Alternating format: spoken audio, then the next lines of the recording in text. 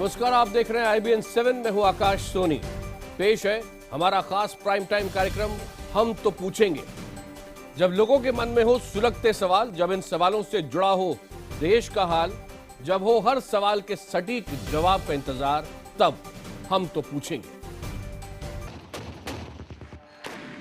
अपने नागरिकों के मारे जाने का रोना रोते पाकिस्तान पर हम तो पूछेंगे में उठेंगे कई बड़े सवाल। अगले आधे घंटे में देखिए बड़ी बहस, पाकिस्तान, परमाणु और जिहाद। भारत पाकिस्तान में ऐसे बातचीत होनी थी और पाकिस्तान की तरफ से बार बार एक आवाज आ रही थी, हमें कम न समझे भारत, हमारे पास है परमाणु बम। भारत पाकिस्तान NSA वार्ता रद्द हो गई। पाकिस्तान के NSA सरताज अजीज के दिल में दबी आवाज जुबान से निकली। वो बोले, हमें कम न समझे भारत, हमारे पास है परमाणु बम। पाकिस्तान करता है अपने परमाणु बम पर नाज, लेकिन अब अमेरिका उसके इसी नाज पर तरे रहा है आंखें। अमेरिकी विदेश मंत्रालय ने पाकिस्तान को दी है नसीहत, पाकिस्तान परमाणु हथियारों के साथ अपनी जिम्मेदारी भी समझे। पाकिस्तान पे तो अंकुश रहना ही चाहिए और अमेरिका एक ऐसा देश है जिसका कुछ न कुछ असर पाकिस्तान पे होता है। अगर वो सही माने में पाकिस्तान पर प्रभाव डालता है तो उससे फर्क पड़ेगा। असल में अमेरिका की चिंता उसके सामने आ रही है उसके ही देश के दो बड़े थिंक टैंक के रिपोर्ट से। पाकिस्तान के एटमी हथियारों के बारे में ताज़ा रिपोर्ट दी है। अमेरिका के दो बड़े रणनीतिक थिंक टैंक ने, Carnegie Endowment for International Peace और स्टिमसन सेंटर्स ने अपनी रिपोर्ट में कहा है कि अगले 5 से 10 साल में पाकिस्तान के पास न सिर्फ भारत से 2 गुना बड़ा एटमी जखीरा होगा, बल्कि ब्रिटेन, चीन और फ्रांस से भी ज्यादा परमाणु हथियार उसके पास होंगे। अमेरिका और रूस के बाद पाकिस्तान दुनिया की तीसरी सबसे बड़ी एटमी ताकत बन जाएगा। दुनिया की नज़र है और जब कभी किसी भी धरती से शैतानी हरकतें पैदा करने वाले, पूरी दुनिया के अमन और चैन को नुकसान पहुंचाने वाले लोग पैदा होते हैं तो पूरी दुनिया जो है उस पर नजर रखती है। सोचिए, हर तरफ आतंक से घिरा, आर्थिक रूप से बर्बाद पाकिस्तान के परमाणु हथियार अगर आतंकियों के हाथ लग गए तो क्या होगा। सोचिए, अगर पाकिस्तान की आस्तीन में पलने वाले आतंकी सांपों के हाथ लग गया परमाणु हथियार तो क्या होगा। खबर है कि दुनिया का सबसे खतरनाक आतंकी संगठन ISIS पाकिस्तान के भ्रष्ट अधिकारियों और वैज्ञानिकों से परमाणु हथियार हासिल करने की कोशिश कर रहा है। हम तो पूछेंगे, क्या पाक का परमाणु बम आतंकियों के हाथों में जाने का खतरा है। हम तो पूछेंगे में सवाल एक बार फिर आपको बता दें, जिसका जवाब हम आपसे चाहते हैं। क्या पाकिस्तान का परमाणु बम आतंकियों के हाथों में जाने का खतरा है? हाँ के लिए टाइप कीजिए IBN 7 स्पेस Y, नहीं के लिए IBN 7 स्पेस N। अपनी राय 51818 पर SMS कीजिए। इसके अलावा आप #HTP इसके साथ ट्विटर पर अपनी राय दे सकते हैं और फेसबुक पर IBN खबर के पेज पर भी #HTP लगाकर अपनी राय रख सकते हैं। आपकी राय इस शो में हम लगातार दिखाते रहेंगे। खास चर्चा के लिए इस वक्त हमारे साथ 3 देशों से एक्सपर्ट जुड़ चुके हैं। मेजर जनरल GD बख्शी इस वक्त हमारे साथ हैं। बीजेपी के प्रवक्ता संबित पात्रा जुड़ चुके हैं। स्टूडियो में मौजूद है रक्षा विशेषज्ञ आलोक बंसल। पाकिस्तान की राजधानी इस्लामाबाद से परमाणु विशेषज्ञ डॉक्टर अब्दुल हमीद नैयर हमारे साथ हैं और टोरंटो से, कनाडा से स्काइप से जुड़ रहे हैं पाकिस्तानी मूल के जाने माने लेखक तारिक फतेह।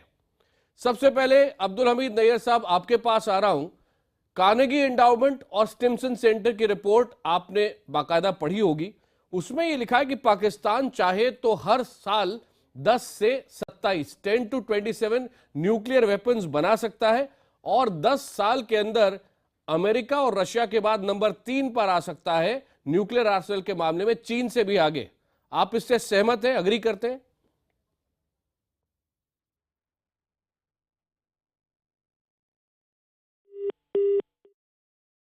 लगता है नैयर साहब अभी हमें सुन नहीं पा रहे हैं।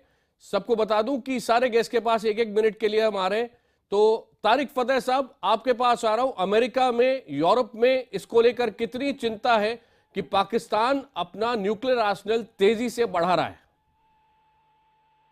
मुझे ऐसे नहीं लगता कि अमेरिका में कोई ऐसी फिक्र हो कि पाकिस्तान क्या करेगा। आप ये देखें कि पूरी यूनाइटेड स्टेट्स के अंदर बहस ईरान की चल रही है, जिसके पास कोई न्यूक्लियर बॉम्ब नहीं है। जहां तक पाकिस्तान का ताल्लुक है, ये जो उनके न्यूक्लियर स्ट्रेटेजी प्लान के और इंचार्ज थे लेफ्टिनेंट जनरल किदवाई, उन्होंने खुद जाके कार्नेगी एंडाउमेंट सेंटर में एडमिट किया कि ना सिर्फ Pakistan is developing these bombs, उनके पास टैक्टिकल बैटलफील्ड मिसाइल्स हैं, और फिर उन्होंने there was an indication that was very worrisome कि उनका जो लेटेस्ट मिसाइल है वो 2700 किलोमीटर की रेंज का है, और उन्होंने कहा कि वो अंडमान आइलैंड्स के लिए। लेकिन आप अगर मेजर करें तो ग्वादर से स्ट्रेट इजराइल का भी डिस्टेंस वही है।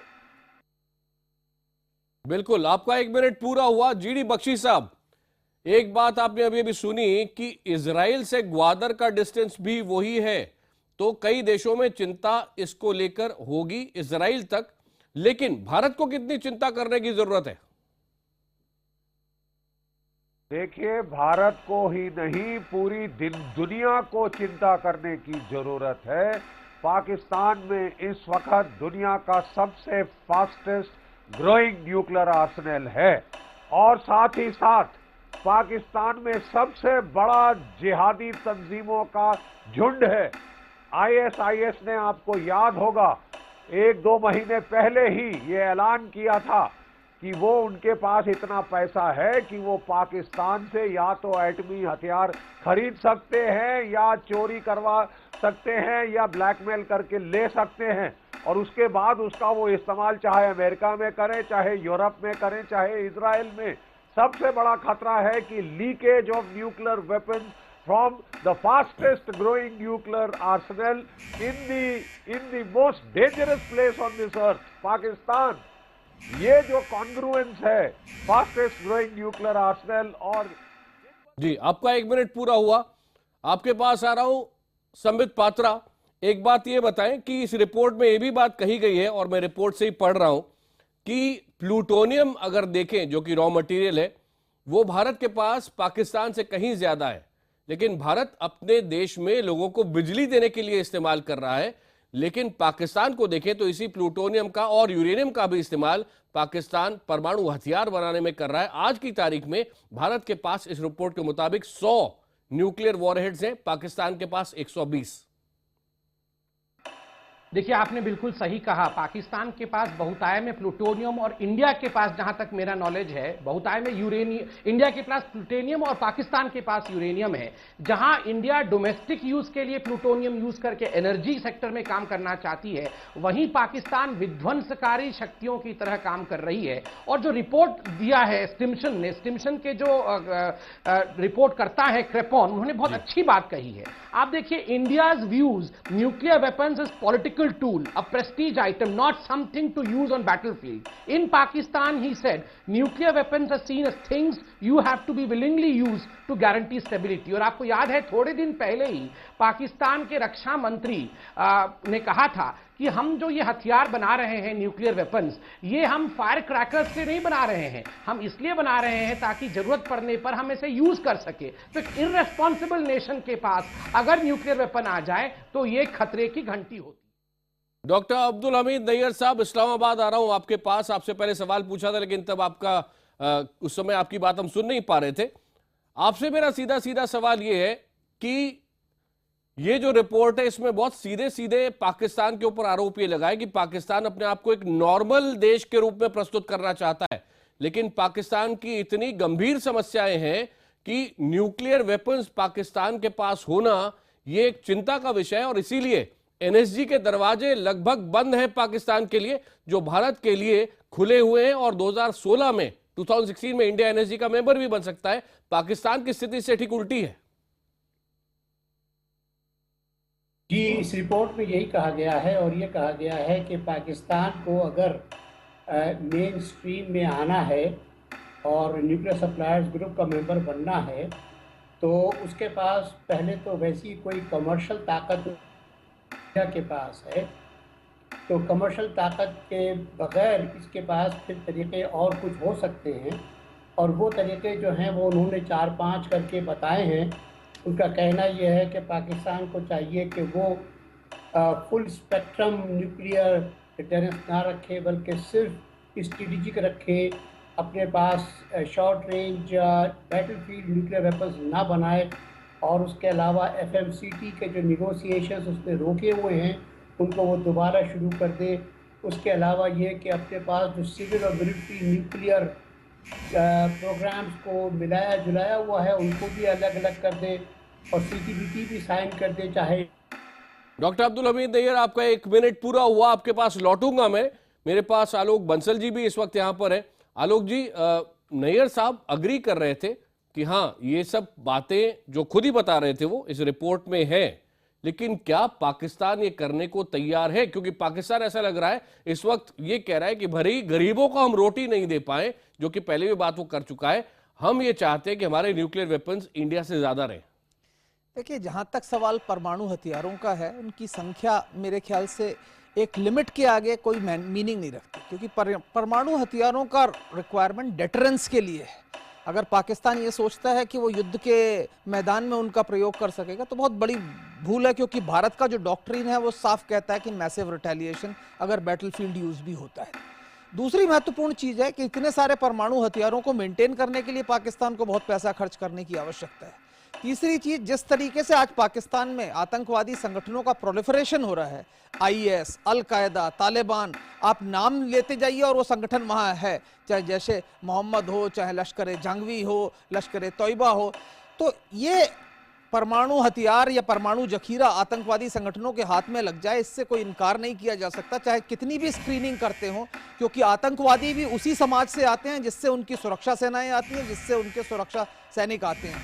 तो ये हथियार उनके हाथ में लग जाएं, इससे काफी बड़ा खतरा दुनिया को। ठीक है, अब सारे मेहमान चाहें तो जब कोई और बोल रहा है अपने इनपुट्स दे सकते हैं, क्योंकि सारे मेहमान 1-1 मिनट बोल चुके हैं। डॉक्टर नैयर, मैं आपके पास आ रहा हूं, क्योंकि आपने वो बातें डिटेल की कि कार्नेगी एंडाउमेंट और स्टिमसन सेंटर की रिपोर्ट में क्या क्या गया है, लेकिन क्या पाकिस्तान का एस्टैब्लिशमेंट और खासतौर पर पाकिस्तान की फौज इससे अग्री करती है कि पाकिस्तान को न्यूक्लियर वेपन्स कम बनाने चाहिए?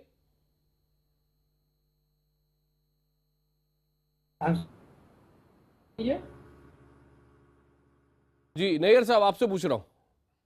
हाँ, दोबारा पूछिए सवाल, क्योंकि आपकी आवाज इतनी धीमी है कि सुनाई नहीं। पाकिस्तान एस्टैब्लिशमेंट में सोच क्या है?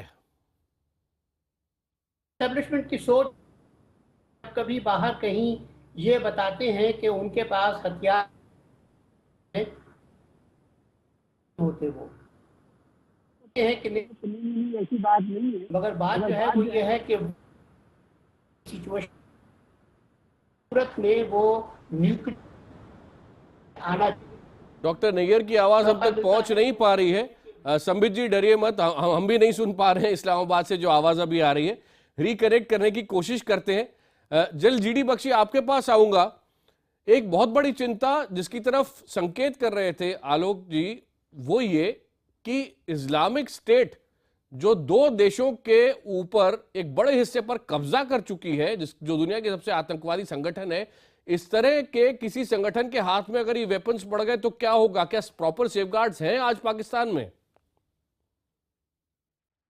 देखिए, जो असलियत है वो ये है, जब ओसामा बिन लादेन का रेड हुआ था, अमेरिका ने अबाटाबाद में रेड करके ओसामा बिन लादेन को मारा, उसके बाद से पाकिस्तान बहुत हड़बड़ा गया, घबरा गया, और उसने तकरीबन हर दूसरी तीसरी रात अपने जो एटॉमिक वॉरहेड्स हैं उनको सिविल ट्रकों में लाद कर दाएं से बाएं हिलाना शुरू किया, ताकि अमेरिका को उनकी लोकेशन ना पता चल सके और समय आने पर अमेरिका पलटवार करके इनको डिस्ट्रॉय ना कर सके, इनको सीज ना कर सके। ये जो कार्रवाई है, हर तीसरी चौथी रात आपके जो एटमी हथियार दाएं से बाएं पाकिस्तान में सिविल ट्रकों पे घूम रहे हैं, इससे बड़ा खतरा हो नहीं सकता साहब। पॉसिबिलिटी है कि कोई भी पागल जिहादी ग्रुप इसको हथियाने की कोशिश करेगा। दूसरी चीज याद रखिए, पाकिस्तान की फौज के रिटायर्ड ऑफिसर, JCOs और जवान, ये लोग जो है भर्ती हुए थे IS में, ISIS में, सीरिया के अंदर लड़ने के लिए। थोड़ी देर में ये लोग वापस आने वाले हैं। आईएस ने तो साफ वार्निंग दी है अपने वीडियो टेप में कि वो पाकिस्तान से ये हथियार हासिल करके दुनिया में चाहे वो इस्तेमाल करना चाहेंगे। और उनकी जो पूरी थ्योरी है, एपोलेप्टिक थ्योरी है, वो कैटास्ट्रोफिक टेररिज्म से दर्जा हरारत बढ़ाकर अभी एपोलेप्टिक टेरर की तरफ जाना चाहते हैं। मतलब न्यूक्लियर हथियार का इस्तेमाल चाहे न्यूयॉर्क में करें, चाहे नई दिल्ली में करें, चाहे हमारे इजराइल में करें या यूरोप में करें, ये खतरा जो है दुनिया मोल रही है एक पागलपन के दौर के नीचे कि पाकिस्तान में ताबड़तोड़ न्यूक्लियर हथियारों का प्रोडक्शन हुए जा रहा है। उनके लोगों को बिजली नहीं है, 12-12 घंटे के बिजली के कट होते हैं, लेकिन वो बिजली बनाने के बजाय जो उनको प्लूटोनियम मिल रहा है, यूरेनियम मिल रहा है, उसके बम पे बम बनाए जा रहे हैं। आज के दिन उनके पास भारतवर्ष से ज्यादा बड़ा न्यूक्लियर आर्सेनल है, क्योंकि जब हमारी डील हुई थी यूनाइटेड स्टेट्स के साथ तो हमने सिविल मिलिट्री प्रोग्राम को अलग कर दिया और अब तकरीबन केवल एक हमारा रह गया है न्यूक्लियर प्लांट जहां से हम बना रहे हैं। इनके तो 4 चीन बना के दे रहा है नए न्यूक्लियर प्लांट, ये तो केवल एटमी हथियार बनाते जाएंगे।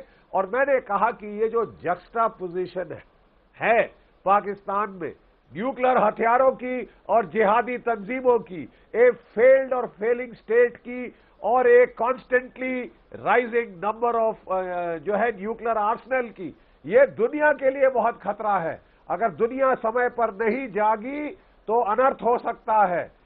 संबित जी शायद यही एक कारण है, शायद ये एक कारण है कि भारत और पाकिस्तान के बीच की बातचीत पूरी तरह से बंद कभी भी नहीं होनी चाहिए, क्योंकि कोई भी इमरजेंसी किसी भी वक्त आए तो ऐसे समय में बेहद जरूरी है कि कम्युनिकेशन लाइंस हमेशा खुली रहे। और साथ ही साथ सरकार में क्या सोच है, अब आगे कैसे आगे बढ़ेंगे कि पाकिस्तान पर प्रेशर भी बना रहे लेकिन साथ ही साथ बातचीत पूरी तरह बंद ना हो। पता नहीं कब कौन सी सिचुएशन है।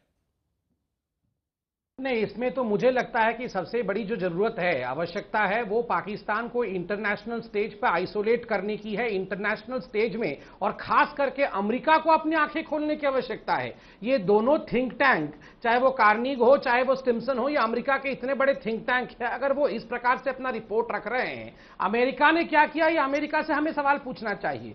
क्योंकि जैसे अभी जीडी बख्शी जी ने कहा, बिल्कुल सही कहा उन्होंने, कि पूरे दुनिया पे एक एपोकैलिप्टिक जो फियर है कि कहीं ना कहीं अगर आईएस के हाथ में आ जाता है और वो दुनिया को खत्म करने के कगार तक ले जाते हैं, तो ये रिस्पॉन्सिबिलिटी पूरे विश्व का बनता है। दूसरी बात आप देखिए, इंडिया की तरफ से एक बहुत रेस्पॉन्सिबल स्टेटमेंट हमेशा से, नो फर्स्ट यूज पॉलिसी। हम कभी भी न्यूक्लियर वेपन जो है फर्स्ट यूज नहीं करेंगे। आज तक पाकिस्तान से ऐसा स्टेटमेंट कभी नहीं आया है कि नो फर्स्ट यूज पॉलिसी को वो प्रोपेगेट करते हो। जी संबित जी साथ ही इस्लामाबाद से भी सुन लेते हैं। डॉक्टर अब्दुल हमीद नैयर हमारे साथ जुड़ चुके हैं। डॉक्टर नैयर, पाकिस्तान एस्टैब्लिशमेंट की आप सोच बता रहे थे, क्या है खासतौर पे ये सोचते हुए कि कार्नेगी एंडाउमेंट और स्टिम्सन्स अपनी रिपोर्ट में ये कह रहे हैं कि अगर एनएसजी का मेंबर बनना चाहता है पाकिस्तान तो पहले न्यूक्लियर आर्सेनल को इतनी तेजी से बढ़ाना बंद करे। क्या पाकिस्तान एस्टैब्लिशमेंट सहमत है? देखिए, उसकी जो रिपोर्ट है उसके अंदर ये तो नहीं कहीं लिखा हुआ कि बढ़ाना बंद करे, लेकिन उनके पास कुछ लोगों ने 1, 2, 3, 4, 5 स्टेप्स बताए हैं। उनको ये अंदाजा हो गया कि पाकिस्तान की सबसे बड़ी ख्वाहिश ये है कि जिस तरीके से इंडिया को मेन स्ट्रीम न्यूक्लियर डोमेन में लिया गया है, उसी तरीके से पाकिस्तान को लिया जाए। अच्छा, उसके लिए उन्होंने कहा कि ये 2, 3, 4 स्टेप्स करें तो पाकिस्तान की क्रेडिबिलिटी शायद इतनी बढ़ जाए कि उसके बाद शायद नैयर साहब ये बताएं, पाकिस्तान क्या सोच रहा है? रिपोर्ट तो हमने पढ़ ली, पाकिस्तान क्या सोच रहा है?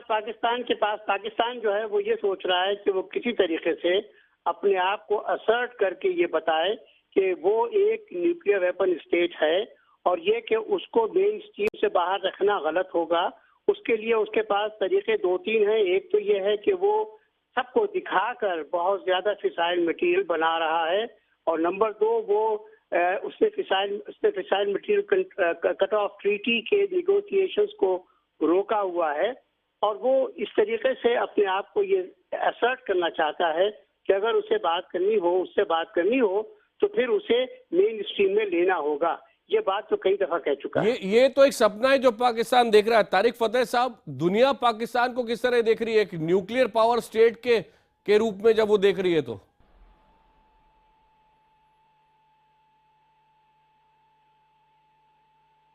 तारिक साहब, इंडिया पाकिस्तान का कंपैरिजन कैसे सामने आता है न्यूक्लियर स्टेट्स के रूप में? देखिए, एक मैं छोटी सी बात क्लियर कर दूं। ये जो बहस हो रही है कि टेररिस्ट जो हैं जिहादी, उनका इस पे कब्जा हो जाएगा, ये तो पूरी पाकिस्तान आर्मी टेररिस्ट आर्मी है। आप किस बहस में पड़े हुए? ये पूरा जो न्यूक्लियर प्रोग्राम है पाकिस्तान का, that is funded by Saudi Arabia. अब जब it is a failure of Indian diplomacy कि अब तक आप इस पॉइंट को वर्ल्ड स्टेज पे नहीं ला सके हैं कि Pakistan army and the Pakistan ISI and the Lashkar Taiba and al Qaeda and जितना भी है, it is one and the same event. अभी आज ही आपके यूनाइटेड स्टेट्स में जी आलोक बंसल जी, आखिरी 30 सेकंड आपके, क्योंकि तारिक जी ने बहुत महत्वपूर्ण चीज बोली अभी। नहीं, देखिए, ऐसा है कि पाकिस्तान की सेना के अंदर काफी बड़े, पाकिस्तान की सेना की कुछ हरकतें जो हैं आतंकवादियों से मिलती जुलती जरूर हैं, लेकिन अभी भी पाकिस्तान की सेना पूरी तरह से इतनी वो नहीं हो गई है बेसिर पैर की कि IS और अल-कायदा की जैसे काम करे। लेकिन सेना के अंदर तत्व बहुत सारे हैं जो इन संगठनों से जुड़े हुए हैं। पाकिस्तान की सेना से कई अफसर, कई जवान इस्तीफा देकर ऐसे आतंकवादी संगठनों से जुड़ चुके हैं और अब जुड़ते चले जा रहे हैं। जितने भी पाकिस्तान के अंदर सेना के अंदर हमले हुए हैं, उसमें हर एक में कोई ना कोई अंदर का आदमी जुड़ा हुआ है। तो ऐसे आदमी जो आज न्यूक्लियर एस्टेब्लिशमेंट के अंदर हो, वो भी ऐसे संगठनों से जुड़े हुए हैं, इसमें इस बात से इनकार नहीं किया जा सकता। और जैसे जनरल बख्शी साहब ने कहा कि पाकिस्तान ने अमेरिका के सर्वेलेंस से छुपने के लिए वो स्पेशल व्हीकल से छोड़कर नॉर्मल सिविल ट्रक्स में उनको ट्रांसपोर्ट करना शुरू किया है। अगर इनमें से कोई भी तत्व अंदरूनी आतंकवादी संगठनों को यह बता दे कि इन ट्रकों में ये माल जा रहा है, तो इनको इंटरसेप्ट करके लेना इन आतंकवादी संगठनों के लिए बाएं हाथ का खेल होगा। सभी मेहमानों को बहुत बहुत धन्यवाद। कुछ महत्वपूर्ण बातें इस डिस्कशन से निकली है जिसपे वर्ल्ड कम्युनिटी को भी सोचने की जरूरत है, भारत को भी गंभीरता से सोचने की जरूरत है। वक्त अभी है हमारी ऑडियंस का, आपकी राय का। सवाल यह था, क्या पाकिस्तान का परमाणु बम आतंकियों के हाथों में जाने का खतरा है? आज बहुत ज्यादा जवाब हमारे पास आए हैं। 95% दर्शकों ने हां में जवाब दिया है। भारत में चिंता कितनी है ये आप सोचिए। सिर्फ 5% दर्शकों ने नहीं में जवाब दिया है। इस कार्यक्रम में इतना ही, लेकिन